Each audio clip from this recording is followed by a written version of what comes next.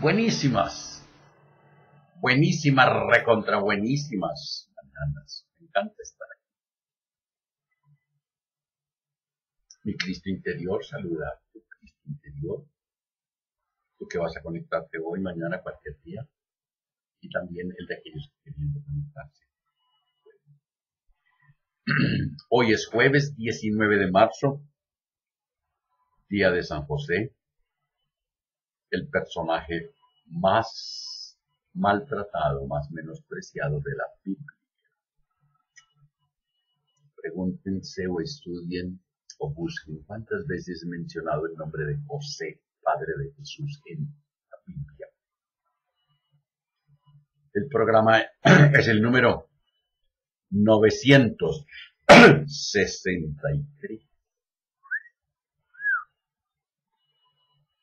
Que el espíritu de sabiduría descienda sobre nosotros todos y nos ilumine.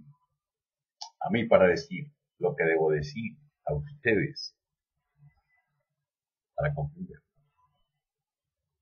Gracias por sus correos, gracias por lo que en ellos expresan. Gracias por sus manifestaciones y buenos deseos de bienestar y salud.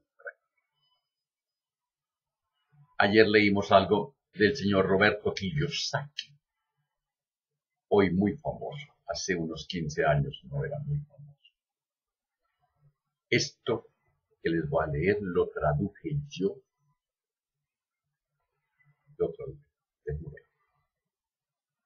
Lo que mi padre rico me enseñó acerca de las inversiones. Hola, soy Roberto Kiyosaki, autor del libro Padre Rico, Padre Pobre, el cual relata la verdadera historia sobre mis dos padres, el mío verdadero, el biológico, y el papá de mi mejor amigo.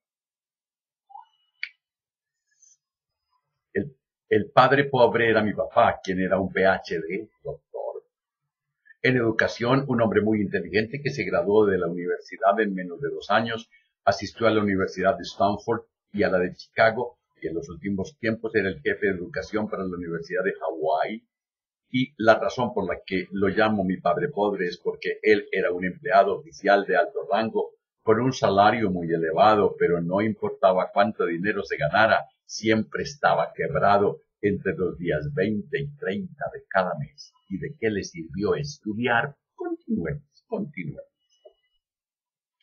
Mi padre rico del otro lado fue un hombre que nunca asistió a clases, puesto que tuvo que renunciar al colegio debido a que su padre murió cuando tenía 13 años y tuvo que hacerse cargo de los negocios de su casa. En los últimos tiempos llegó a ser uno de los hombres más ricos de Hawái y no estudió. Y cuyo nombre es popular, pues siempre prefirió ser reservado. Así que desde la edad de 9 años, yo recibí una enorme influencia de ambos padres, y la parte más interesante surge cuando se llegó al tema del dinero. Ambos tenían tesis contradictorias, diametralmente opuestas. Igual que la mamá. Ay, cuidado, mijita. Ay, ¿y si le roban la platica? ¿Usted cómo la ha sudado? Madres. No propiamente madres. Púlpito. Ese es el púlpito. Por ejemplo, mi padre pobre, siempre dijo que nuestra casa era era el más grande activo y nuestra más grande inversión, y mi padre rico siempre me dijo que la casa no era un activo a menos que yo fuera un letrado financiero, y si crees que la casa es tu preciada inversión, estás perdido. Se necesita, hay que tenerla para no pagar arriendo, pero no es una inversión. Este escrito tiene como objeto el tema de la inversión. Hay una gran diferencia en lo que el papá rico constituye Hay una gran diferencia en lo que para el rico constituye una inversión y lo mismo constituye para el pobre y para el de la clase media. Voy a contarles una historia de un amigo mío de aquí de Phoenix, Arizona, lugar en donde yo resido actualmente. Es un hombre joven muy brillante, es abogado y está ganando mucho dinero, así que fue a consultar con su asesor financiero y este le aconsejó que comprara cédulas de capitalización. El problema surge cuando observamos que su especialidad legal es el derecho de familia y sabiendo de derecho de familia ocasionalmente tiene que ventilar el divorcio de alguna pareja rica o muy rica y la razón que lo indujo a conversar conmigo fue que su asesor le dijo que comprara cédulas de capitalización y otra cosa y lo curioso es que, dice él, cuando yo asisto al divorcio de una pareja rica, nunca encuentro cédulas en los bienes a separar. Qué interesante. Entonces le pregunté qué era lo que encontraba en la lista de sus bienes y me contestó que solo encontraba negocios y propiedades. Yo le contesté que eso era verdad porque los ricos hacen para ser ricos es invertir en negocios y en propiedad raíz, no en acciones, ni en cédulas, ni en bonos, no, y menos en ahorros. De modo que los ricos no compran cédulas de capitalización. Yo le dije, puede que sí y puede que no. Lo importante es que con ellas no hicieron su fortuna o lo que es igual, nadie se ha hecho rico comprando cédulas o invirtiendo en fondos de capitalización como el Interbolsa, en donde muchos pobres perdieron sus ahorros.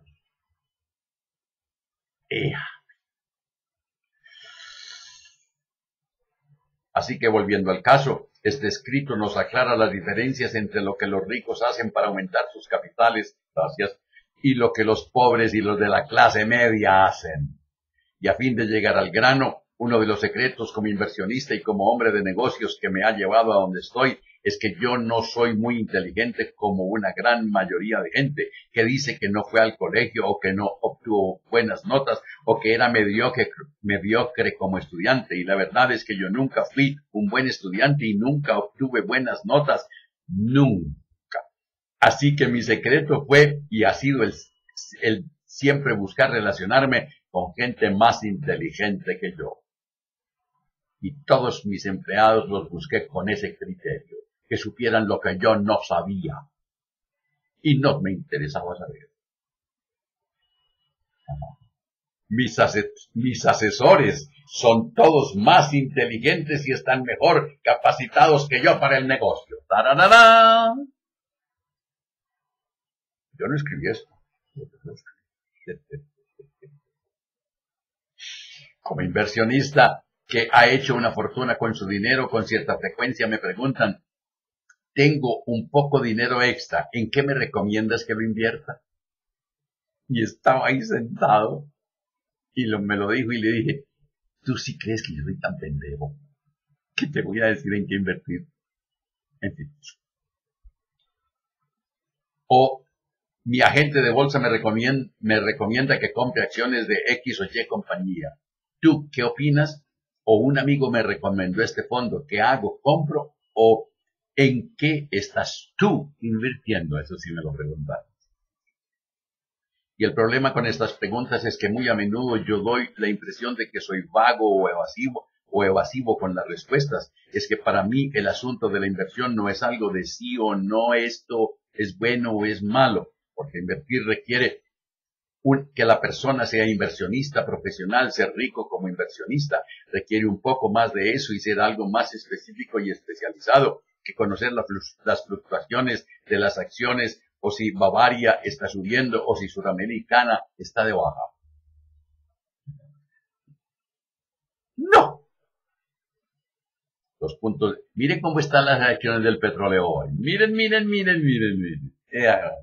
Caída vertical casi. Los puntos de análisis de los ricos son muy diferentes a los puntos de los pobres o los de la clase media.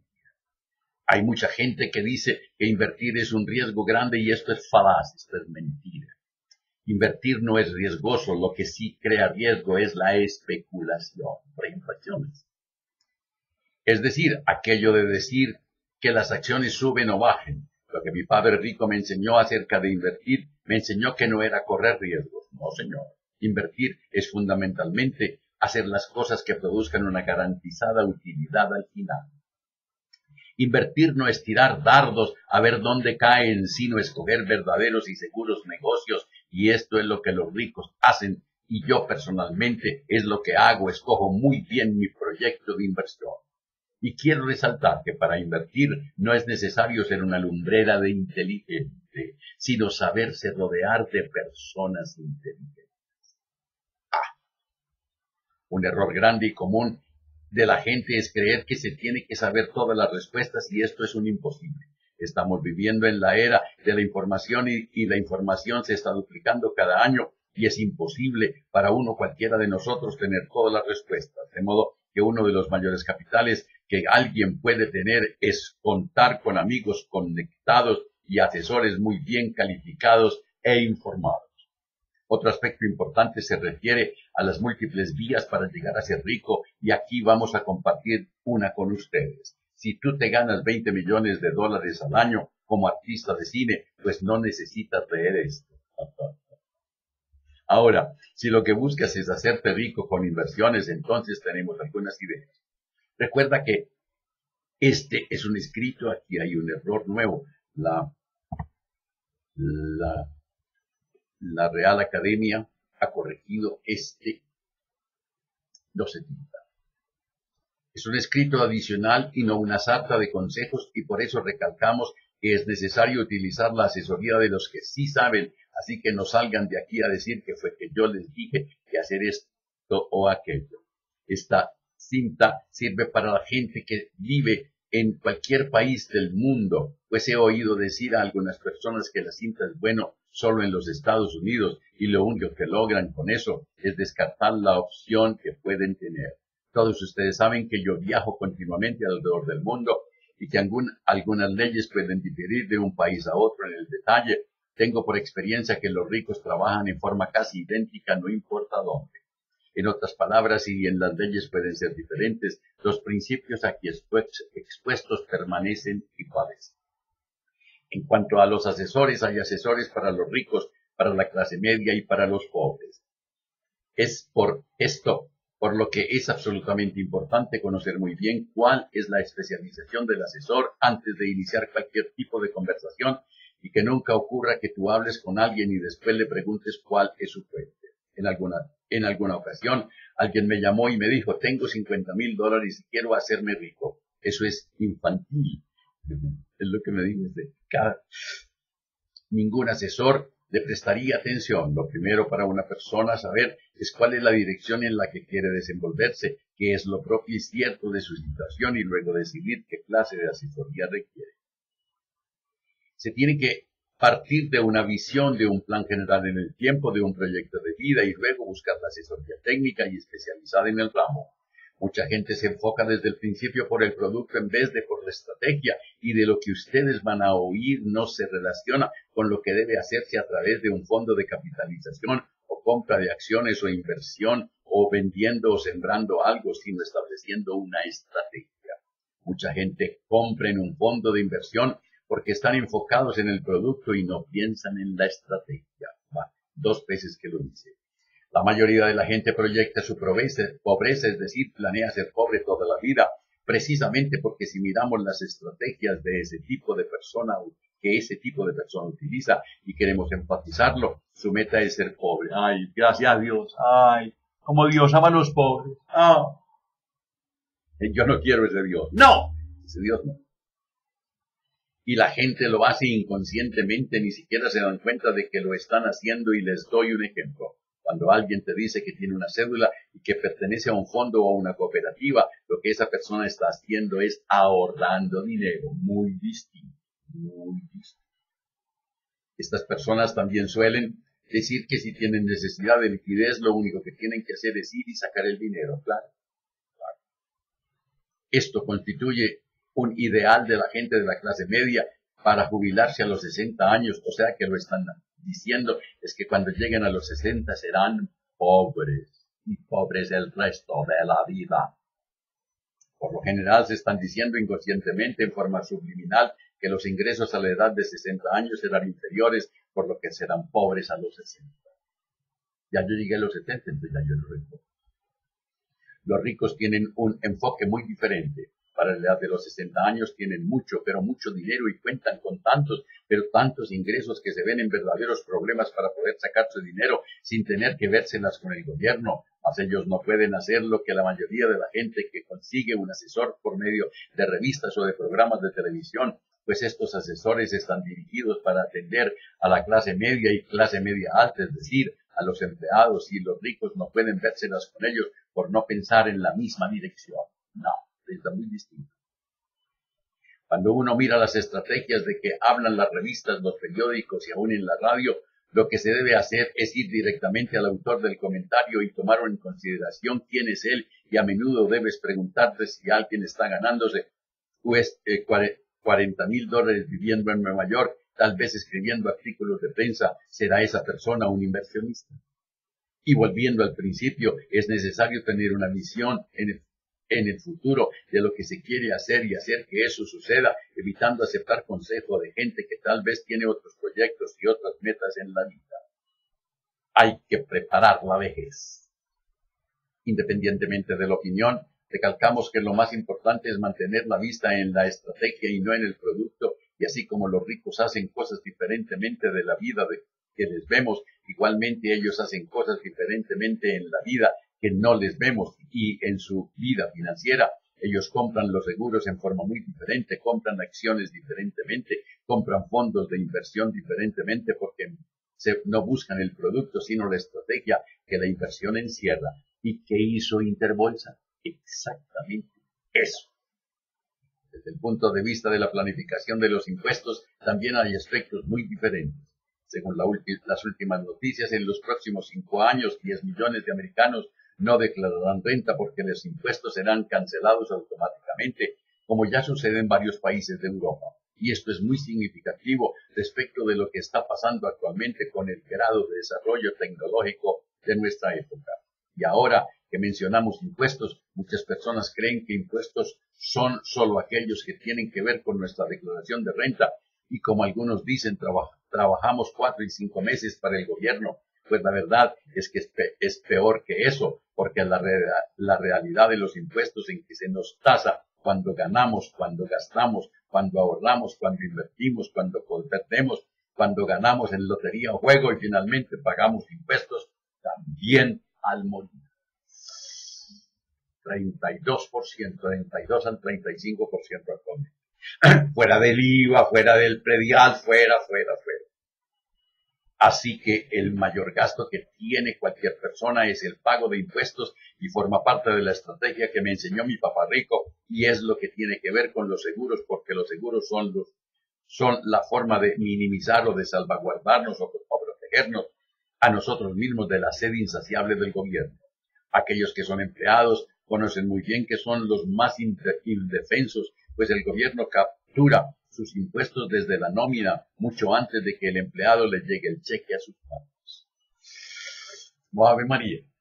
Algunos se dejan destellar por el deseo de renunciar a su trabajo y montar su propio negocio para convertirse en empleado independiente, a sabiendas de que no es que están desarrollando un negocio, sino que se están convirtiendo en empleados de sí mismos, o lo que es lo mismo, se compraron un empleo o crearon un empleo para sí mismos, sin estructura, sin organización, trasladando la misma incompetencia que tenían en el empleo anterior hacia sí mismos, y sin la planeación ni la visión que puede tener un hombre como Bill Gates. Y aunque los respeto y no quiero ofenderlos, me siento un poco triste por esos que deciden montar su propio negocio, pues no sobreviven a menos que estén en la categoría de superhombres, y eso me hace acordar que cuando yo principié mi negocio, pasaba 3 de cada 5 días estudiando los impuestos y los decretos que tenían que ver con el negocio que principiaba, y es eso lo que hace la gente que pasa de empleado a empleado de sí mismo, y que me llevó a escribir el segundo libro, Cash Flow Quadrant, que es lo que explica la diferencia entre un empleado de sí mismo y un propietario de su propio negocio, y aquí hay enormes diferencias emocionales, mentales y psicológicas. Cuando yo abrí mi fábrica con 3 empleados y 3 máquinas.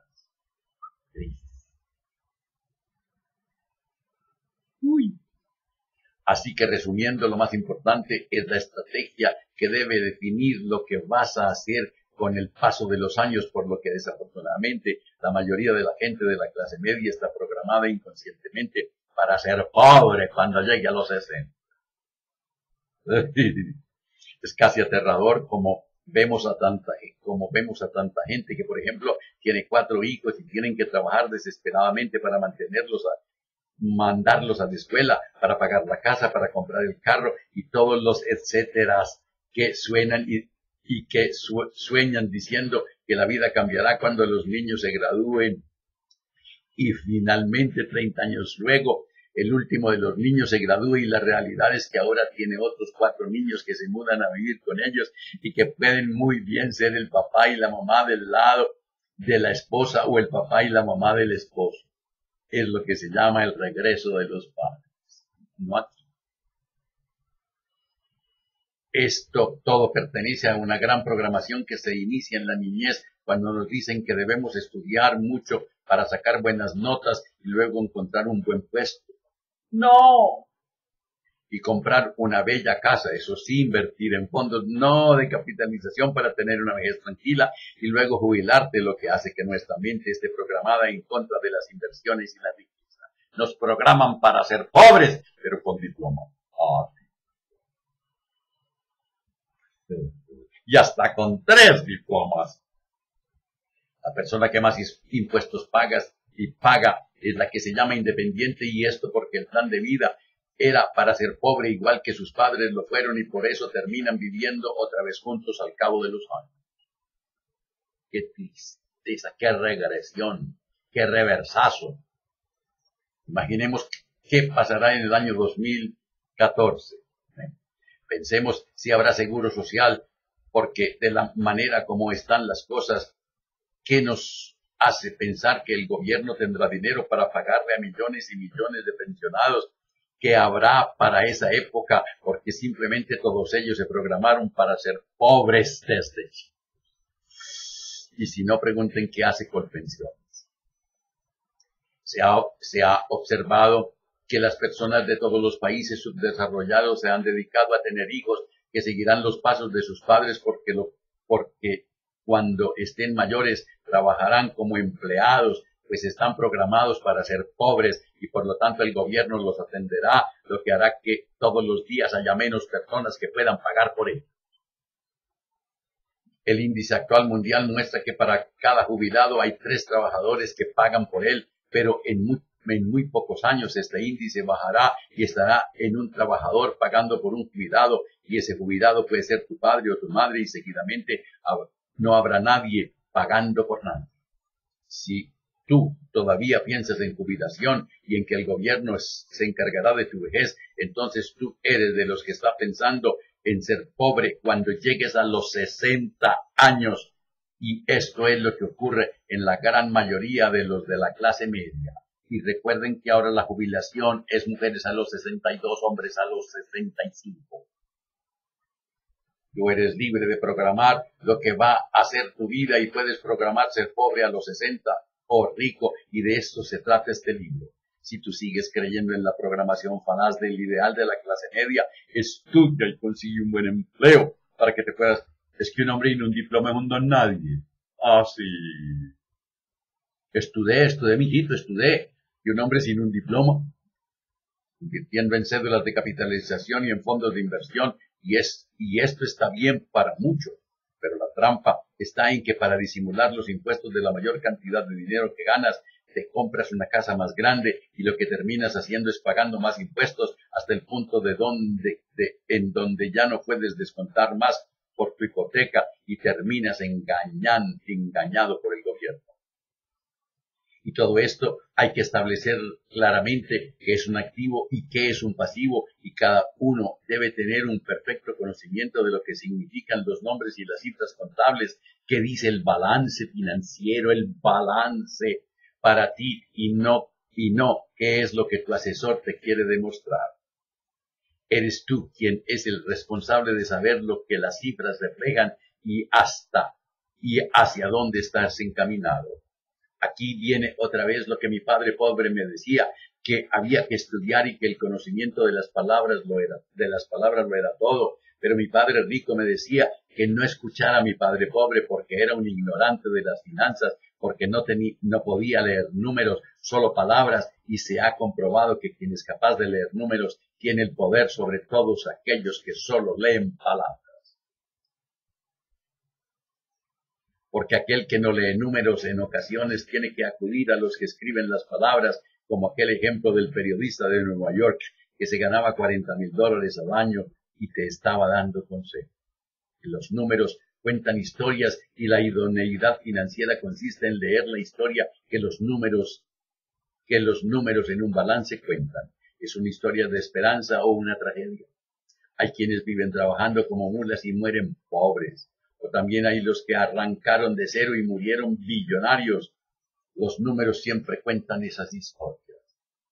Aunque yo estudié en EAFIT 6 años, no sabía contabilidad, pero sí me conseguí el mejor contable. El mejor contable. Siempre supe buscar los que sabían lo que yo no sabía. La segunda parte de este escrito está centrada en lo que los ricos piensan y que los pobres no lo piensan, o lo que es más acertado, lo que los ricos ven como estrategia y que los pobres ven como producto. Es decir, es necesario entender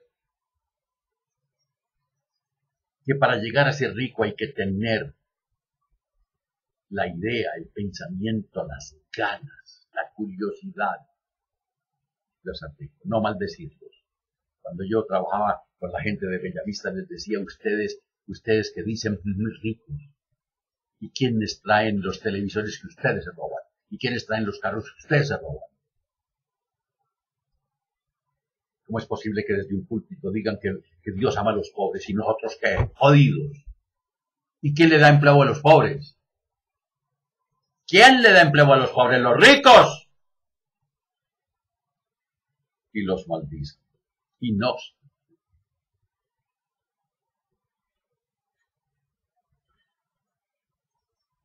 No entiendo. Es decir, sí entiendo, pero cuando te abrazas, cuando te quieres, cuando te amas, la vida te abraza, la vida te quiere, la vida te ama.